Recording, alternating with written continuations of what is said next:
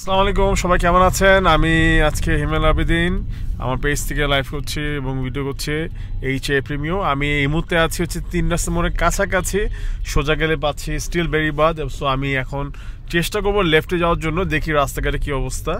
তো যদিও ট্রাফিক আছে, এই জন্য আমি লেফট দিয়ে আস্তে করে টার্ন দিয়ে বের হতে চেষ্টা করছি। দেখতেই পাচ্ছেন হাতের ডানে মোটামুটি অনেকটাই জ্যাম।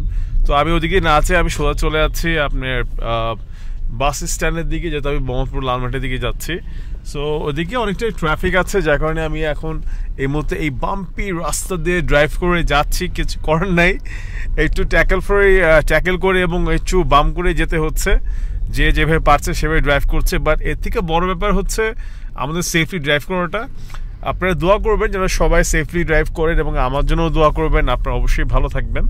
আমি এখন যে রাস্তাটা যাচ্ছি সেটা হচ্ছে বেরিবাদের ঠিক বাসে দিয়ে একটা ছোট একটা গলির মতো, ঢাল মতো, একটা ঝিলের মতো যাচ্ছে রাস্তা।